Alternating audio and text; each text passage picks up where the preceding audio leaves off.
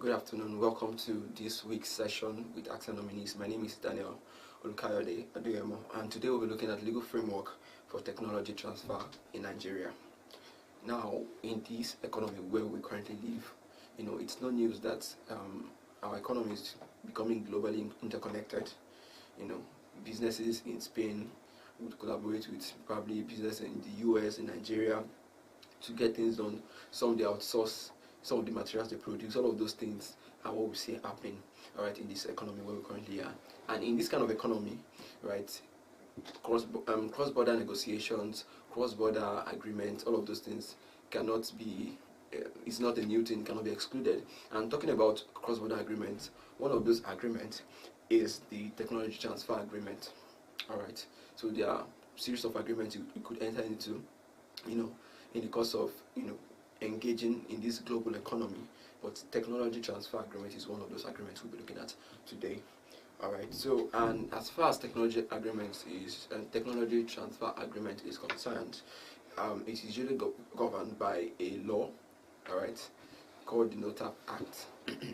And this NOTAP Act actually provides for the body called NOTAP, that is National Office for Technology Acquisition and Promotion. So these people ensure that you register any agreement that involves you trading technologies. All right, when you're trying to import technologies, for example, Nigeria, we're trying to get a technology from Spain or from France or from the US, we usually enter into an agreement called the technology transfer agreement. But then, before the agreement can be valid, it has to be registered. All right, and it has to be registered within 60 days of that agreement being signed or executed. All right, so it's very important to know this. And of course, in all of this, the body called NOTAP, like we already mentioned, oversees all of these registration processes. And then beyond registration, it monitors technology transfer agreements generally. It provides consultancy services on investment and selection of process technology. So everything that has to do with you getting a technology into the country, making payment, and all of those things. This body called NOTAP, National Office for Technology Acquisition and Promotion, governs it. All right, it's your go-to body. All right. So, and another thing also, let's not forget that is that it also aids promotion and advancement of locally made technology. So they encourage exploitation of of our own homemade technologies, and that's one of the reasons why you would see that when you're trying to get a technology into the country, one of the reasons why you might not be granted approval is where that technology you are bringing in already exists. Someone already made something like that, because at the end of the day there'll be uneasy competition between what has been locally made and what is foreign made.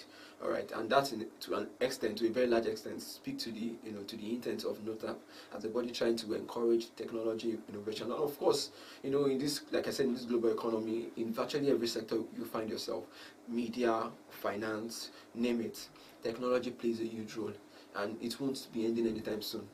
That's one thing I know for sure. The rise of AI, artificial intelligence, and all of those technological innovations here and there.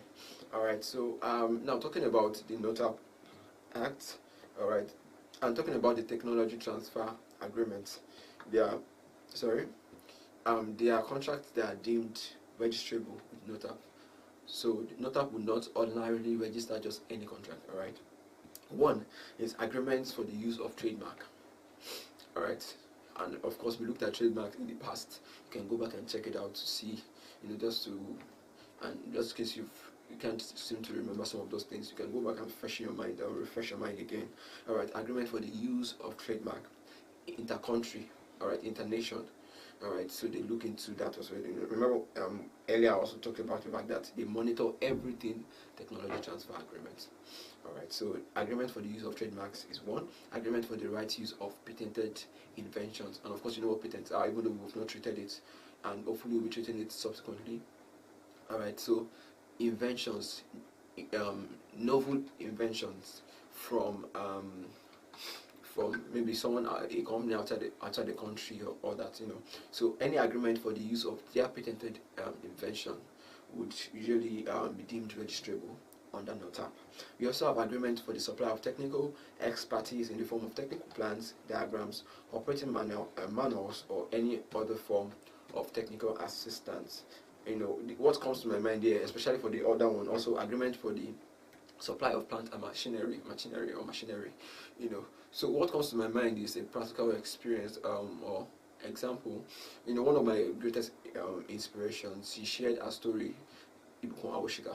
So back in 2004, there was a policy that came up, about furnitures, the fact that you cannot import ready-made furnitures from abroad, that has to be made here and all of that. That was in 2004. And one thing she did, was that she decided to meet up with her suppliers in France. And one thing that happened was that company in France, they actually majorly distribute to, they usually send their product down to their top suppliers. She happened to be amongst the top 10, of the beneficiaries. All right. And she reached an agreement with them saying, you know what, I can no longer get whatever it is you make here. How about you come assist us and let us set up something in Nigeria, in our company in Nigeria. Just to cut the whole story short, she got that, and then ahead of other furniture making companies or businesses, she was able to start something like that. She was able to establish something ahead of her contemporaries. So why am I saying this? Although I'm not sure what could have gone on behind the scenes, but one thing I know for sure is that a possible technology transfer agreement has gone on. All right, it is possible in this instance for there to be a technology transfer agreement. All right, so that's just for that. And then we have agreement for the provision of technical or managerial personnel assistance. All right, where you're not well, you don't have the necessary technical know-how, this also plays its own role. So we also have, let's look into procedure for registration. All right, so there are procedures, and there are also time limits for all of these procedures, but that's not the reason for this. All right, when you're consulting with the body, they will ensure that you're in line, or whoever has been accredited will ensure that you're in line with all of these timelines, the deadlines for each of the processes. But one thing you must do is that the transferee legal representative is required to submit a duly completed regulatory NOTAP application form. All right, that is a NOTAP application form. Your legal representative, that is your lawyer, all right, on your behalf, will submit a NOTAP application form together with the following documents. Let's go.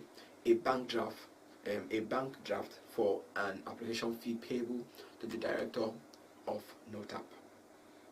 That is one. 2 certified true copies of the agreement to be registered. That's technology transfer agreement that is seeking to register. 2 certified copies of that agreement. And what are we saying here? We're not saying photocopies. We are saying a copy that was issued by a notary public. That's what we're trying to say here. All right. We also have 2 copies of duly completed questionnaires from NOTAP 2-84. Alright, so this one, 2 copies, not necessarily certified 2 copies.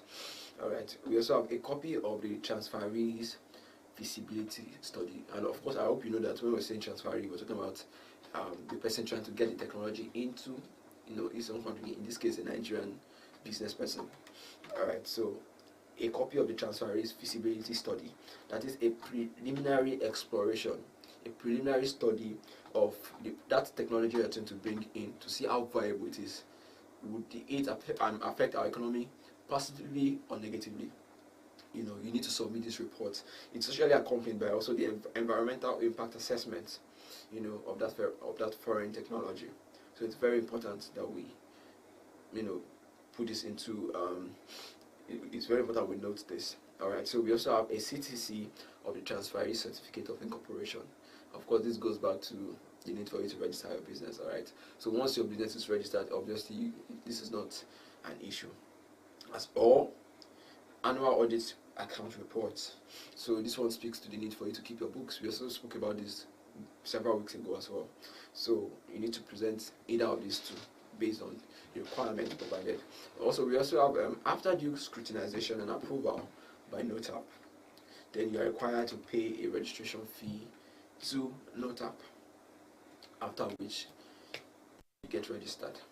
Alright, so that's for that. And we also have grounds for refusal of registration. So like we already, I think I mentioned it slightly before, that it is not on every ground that they will accept, the fact that you want to register. All right. We talked about something the other time about where a technology already exists in Nigeria and then you're trying to bring it in. It doesn't make sense, right? It brings about unnecessary competition between our own locally made technology and that foreign one you're bringing into the country. All right. So that is one. And we also have, if the technology cost price is not in line with the general market value in Nigeria, that is, if the price is higher than the global market value, it will not be registered. All right. We also have, if there is a term in the contract stating that the transferee is to only acquire equipment, tools, or raw materials exclusively from the transferor or any designated person. So what this one is trying to do is that the agreement should not choke that the transferee into just reaching out to this person, this particular transferor for all of the technology products. It seeks to give them liberty as to where they source for their technology that they want to bring into the country. Alright, so we also have, if there is a clause in the agreement that requires full payment for a technology yet to be exploited by the transferee. So I believe this provision is trying to allow for the transferee to at least see how this product goes.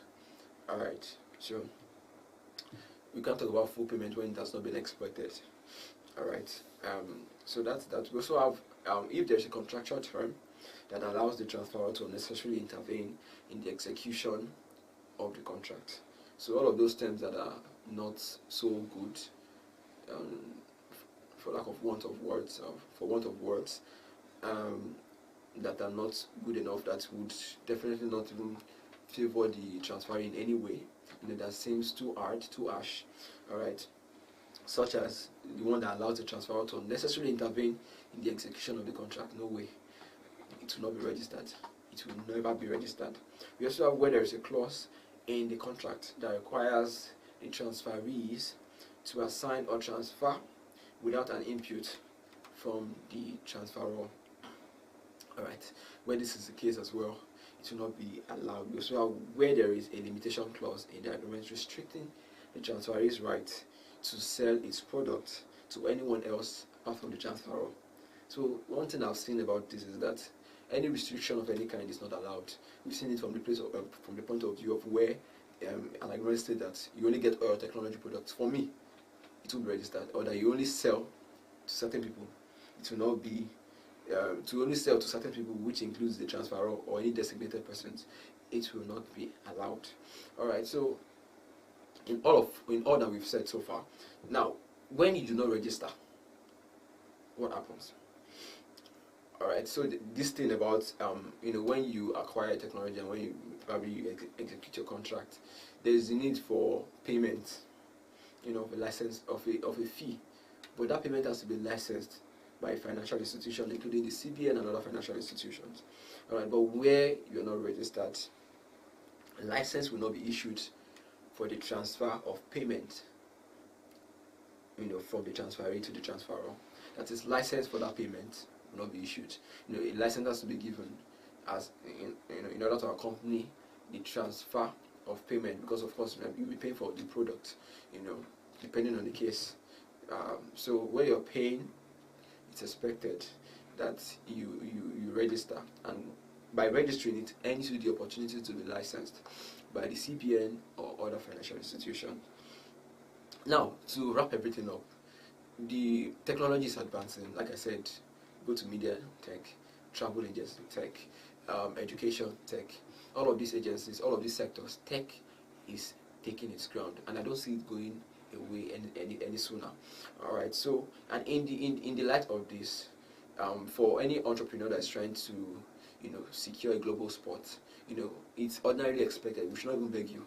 It's not something one should even be begged for. It's for you to see how you can bring in technology into what you're trying to do to reach a more global audience, to develop a local reach, and of course to reach a global audience as well.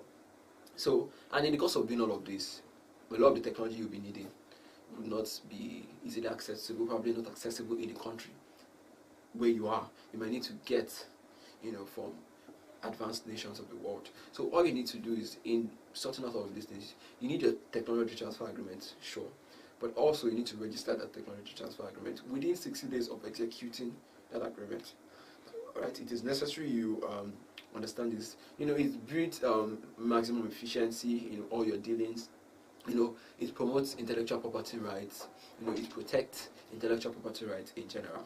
So that will be all for this afternoon. Thank you for your time. I hope you're able to gain one or two things from this, and I hope you actually get to implement all of the things we've discussed here today.